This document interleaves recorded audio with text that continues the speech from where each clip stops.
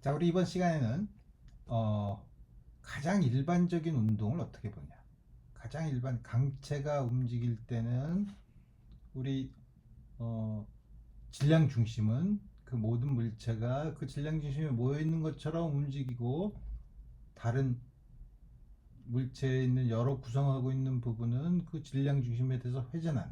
그래서 가장 일반적인 운동은 질량 중심의 병진 운동, 질량 중심이 이동하는 운동, 그리고 그 질량 중심에 대해서 어떤 특정한 회전축에 대해서 회전하는, 우리 그런 두 개의 운동으로 나눠서 우리 볼 수 있어요. 그러면 그렇게 보면 이제 일반적으로 생각하면 복잡하지만 우리 그거 가장 쉬운 게 굴러가는 경우예요. 그래서 우리 이번 시간에는 굴러가는 굴림 운동에 대해서 보고, 그건 이제 회전 운동과 병진 운동을 더한 경우인데, 물론 가장 일반적이지만 이거 아주 특별하게 결합된 경우인데, 우리 그걸 보고 우리 지난번에 봤던 토크랑 각 운동량을 좀 더 일반적으로 정의하는 방법에 대해서 우리 생각해 보도록 합시다. 그래서 우리 사실 인류의 발명품 중에 뭐 요새는 뭐 여러 가지 뭐 인공지능이나 이런 것도 있지만, 우리 옛날부터 보면 우리 인류의 생활을 가장 편리하게 만든 큰 발명 중에 하나가 바퀴예요. 바퀴를 만든, 바퀴를 보면 이제 바퀴를 굴려 이렇게, 예를 들어서 지면에서 미끄러지지 않고 이렇게 돌아가는 게 굴러가는 거죠. 이게 만약에 이게 쭉 미끄러지면 우리 그 미끄러진다고 하지 굴러간다고 하지 않죠. 그래서 굴러가는 경우는 미끄러지지 않고 이렇게 바퀴가 이렇게 굴러가는 경우인데, 우리 그 경우를 요 바퀴에다가 위에 사진을 보면 바퀴의 가운데다가 노란 빛을 켜놓고 바퀴의 한쪽 끝에다가 이렇게 빨간 빛을 켜놓고 쭉 이동을 시킨 다음에 카메라의 노출 시간을 길게 하면, 여기서 본 것처럼 질량 중심은 똑바른 직선 운동을 하고 요 끝에 붙어 있는 부분은 아주 복잡한 운동을 하죠. 다음과 같은 복잡한 운동을 하는데, 여러분들이 혹시 수학 시간에 배웠을지 모르지만 우리 그런 걸 사이클로이드라고 하죠. 어쨌든 이렇게 복잡한 운동이 생긴다 이거예요. 그래서 뭐냐면 질량 중심은 병진 운동, 쭉 움직이는 거, 질량, 그 다음에 질량 중심에 대한 회전 운동을 하고, 여기 있는 접촉하는 요점, 접촉 순간적으로 바뀌지만 항상 순간적으로 바퀴가 지면에 대해서 접촉하고 있는 점은 지면에 대해서 정지하고 있죠. 따라서 작용하는 힘은 정지 마찰력이고, 따라서 마찰력이 작용하면서 미끄러지지 않기 때문에 마찰력에 의한 역학적 에너지의 손실은 없죠. 미끄러질 때는 마찰력에 의한 역학적 에너지 손실이 있죠. 그래서 굴러가는 경우에는 정지 마찰력이 작용하기 때문에 역학적 에너지 손실은 없어요. 그래서 다음과 같은 경우를 우리가 어떻게 보냐 이거예요. 어떻게 우리 보냐. 그래서 우리 요 밑에 있는 그림에서 처음에 여기서 바퀴 중심, 질량 중심이 VCOM으로 움직여서 이렇게 옮겨. 방금 시간이 지난 다음에 이렇게 등속도 운동을 한다고 쳐봅시다. 그럼 이렇게 가면, 그럼 이게 바퀴가 이렇게 굴러갔을 거 아니에요? 그러면은 요 밑에다가 이렇게 빨간 페인트를 칠해 놓으면, 그러면 쭉 지나가면서 여기 빨간 페인트가 이렇게 지나간 부분이랑 요 부분은 같죠. 길이가 하나는 원호고 하나는 직선이지만, 그래서 요 원호의 길이가 뭐냐면 S 곱 요 각도를 테타라고 하면 원호의 길이는 R 테타. 그게 바로 요게 S죠. 따라서 양변을 시간에 대해서 미분을 하면 dsdt가 뭐죠? 이게 움직이는 경우니까 이게 질량 중심의 속력이죠.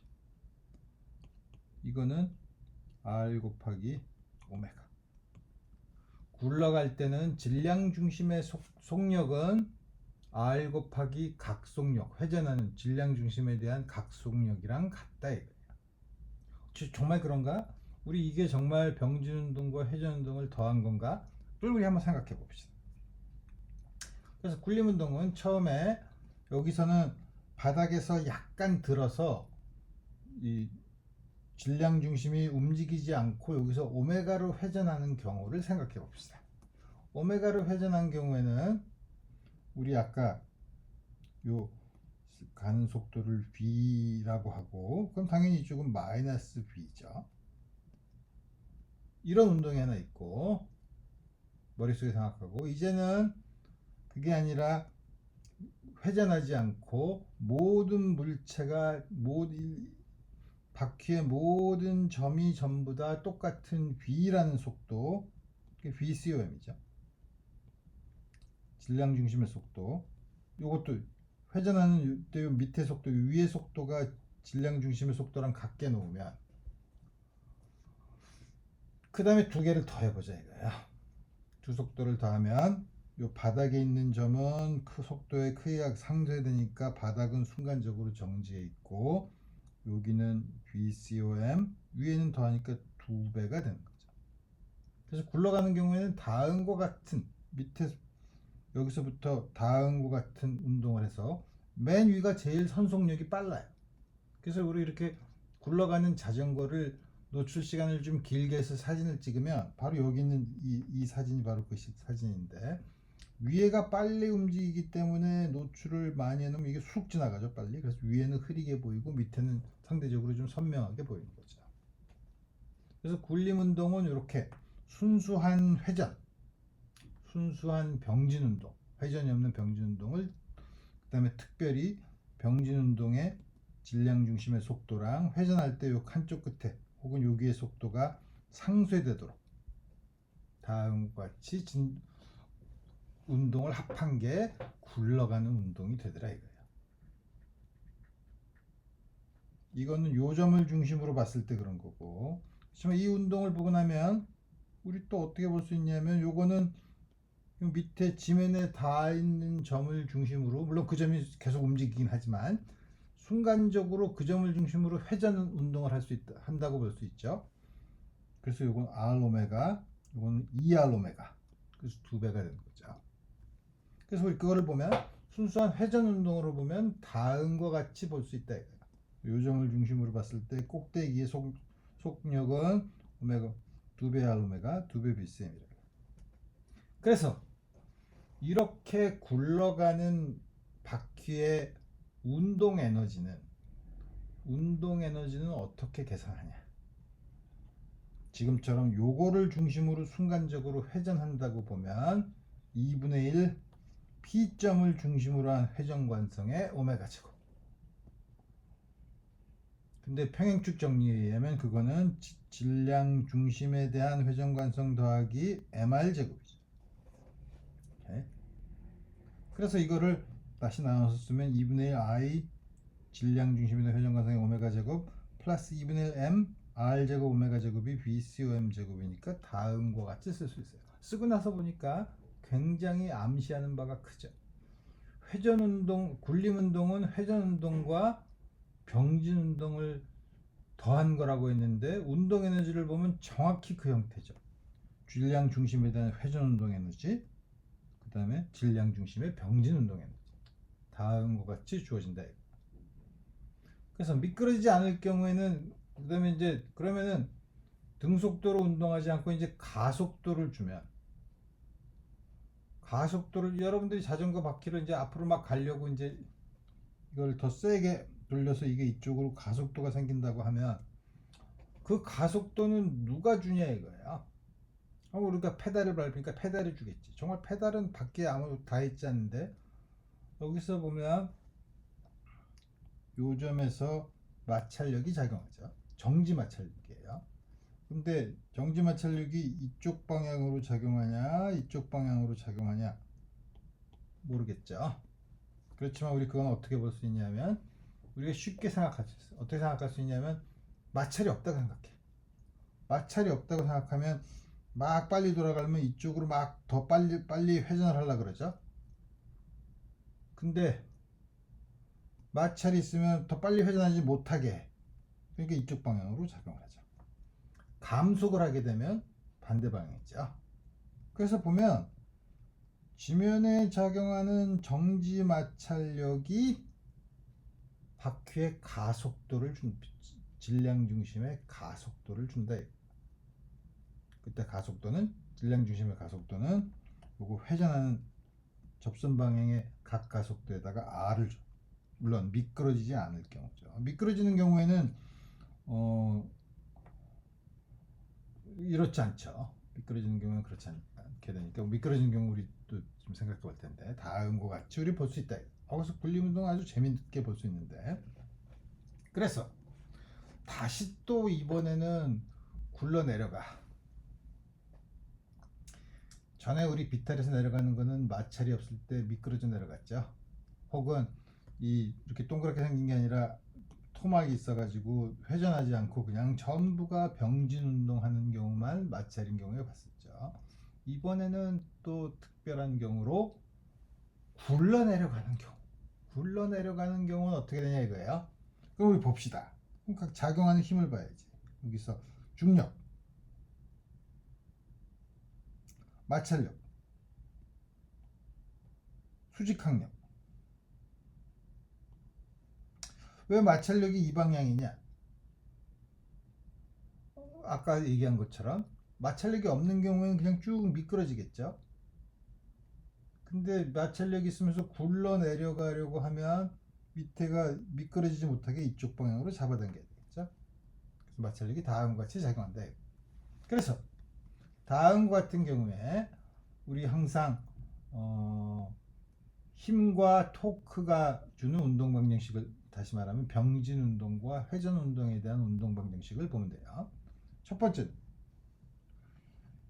이 비탈 방면에 이쪽 방향을 X축, 이쪽 방향을 Y축으로 주는 게 편하죠. X 방향의 운동은 이 방향의 이쪽 방향으로 내려가는 걸 플러스로 잡으면 그쪽으로 내려간다. mg의 사인 테타 에서 fs를 뺀 게 이 전체 질량 m짜리가 a라는 가속도로 움직이고, 토크를 볼 때는 우리 회전 기준점을 봐야 되죠. 어떤 기준점에 대해서도 성립해야 되는데 우리 가장 쉽게 중심에 대해서 보면 돼요. 중심에 대해서 보는 게 제일 좋냐면, 왜 좋냐면 중력, 수직항력은 전부 다 중심을 지나죠. 토크가 0이야. 이무의 정으로 잡으면 중력과 수직항력과 이런 마찰력이 주는 토크를 다 계산해야 돼. 물론 그래도 되지만 우리가 항상 머리를 장식용으로 쓰는 게 아니니까 우리가 가장 계산을 간단하게 할 수 있는 점을 고르면 된다. 아무데나 고르면 된다는 건 다시 말하면 가장 계산을 간단하게 할 수 있는 위치를 고르면 된다는 얘기랑 같죠. 여기를 정해. 질량 중심. 그럼 질량 중심에 대한 토크는 수직항력이랑 중력은 없으니까 마찰력에 의한 거. 마찰력이 이렇게 돌리는 거니까 A라는 것과 알파는 같은 방향으로 주어진 거고, A는 알파고 R 알파고 미끄러지지 않으니까 R 토크 R 곱하기 FS는 질량 중심의 회전 관성에다 알파. 그래서 이걸 집어넣으면 어떻게 되는 거야?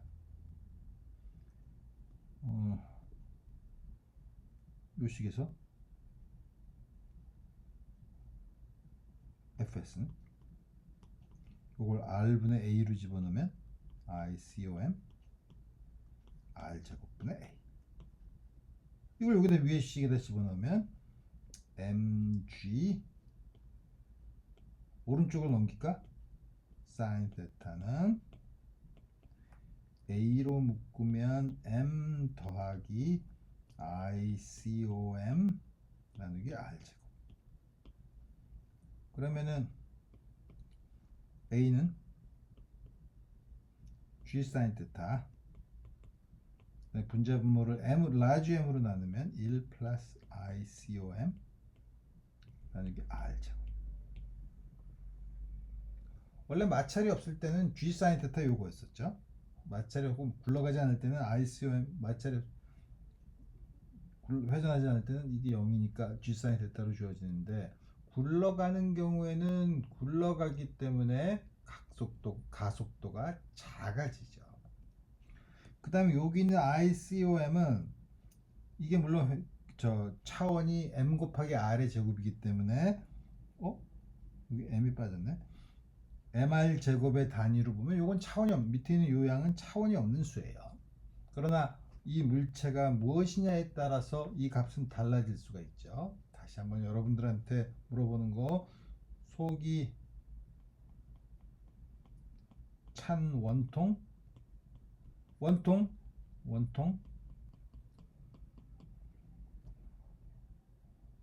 요걸 F라고 하면 원통이 얼마더라? 2분의 1에 말죠. 속이 빈 공, 좀 더 바깥에 있으니까 3분의 2에 말죠. 찬 공 5분의 2에 말죠. 여기 있는 F라는 값이 작으면 작을수록 가속도가 크죠. 어느 게 제일 작나? 속이 꽉 찬 공이 5분의 2가 제일 작네. 그 다음에 원통, 그 다음에 빈 공의 순서죠. 가속도가 큰 거부터 보면 다음 같은 걸 우리 볼 수 있다.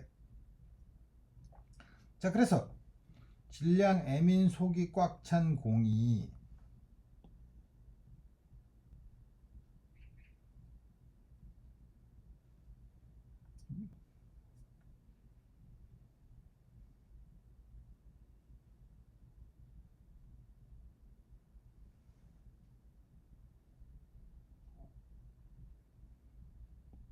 반지름 r이야.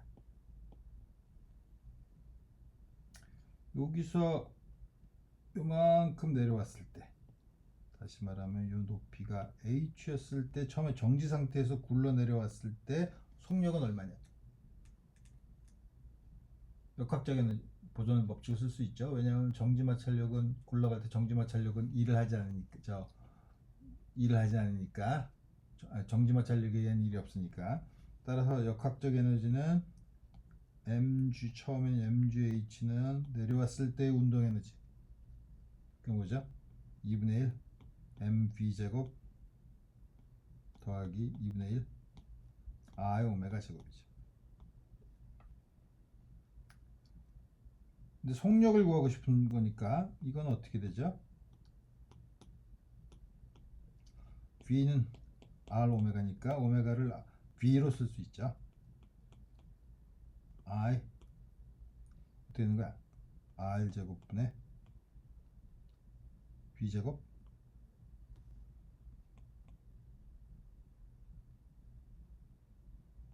2분의 1 MV 제곱, 이게 뭐야? I가 5분의 2 MR 제곱이니까 5분의 1을 쓰면 5분의 1 MV 제곱, 2분의 1에서 5분의 1을 더하면 10분의 7 MV 제곱. 따라서 V 제곱은 7분의 10 GH. 따라서 V는 스퀘어 루트 10 나누기 7 GH. 그냥 미끄러져 내려오면 어떻게 되죠? 스퀘어 루트 2GH. 스퀘어 루트 2GH였죠. 2보다 작죠. 왜냐하면 전부 다 내려오는 걸로 속도가 되지 않고 회전하는데 또 일부를 쓰기 때문에 그런 겁니다. 그럴 때 마찰력의 크기는 앞에서 구할 수 있는, 여기서 구할 수 있지 않나? 마찰력의 크기는 R제곱분의 A인데, 고를 때 마찰력의 크기 여기서 쓴 거를 그대로 쓰면 되죠. 마찰력 R제곱분의 A. A가 얼마였어? A 대신 요걸 집어넣은 거, 여기에다가 R제곱 요 양을 쓰면 되는 거죠. 그래서 우리 다음과 같이 우리 문제를 풀 수 있다 이거. 오케이. 그 다음에 요요 우리가 저 많이 보는 장난감인데, 우리 반지름이 R0인 실에다 감아서 쭉 내리면 쑥 내려왔다가 다시 탁 튀어오르죠. 여기 이렇게 탁 풀었을 때 이게 돌아갈 때 내려올 때 가속도는 얼마냐? 이것도 이제 생각해 보면 여기 작은 반지름에서 t니까 t 중심에 대해서 보면 t 토크가 tr로 주어지는데 이게 i 전체를 i라고 하면 ICOM 곱하기 알파. 그 다음에 이 전체가 보면 밑으로 mg로 내려오는데 위로 잡아당기는 게 있으니까 이게 m자리가 a로.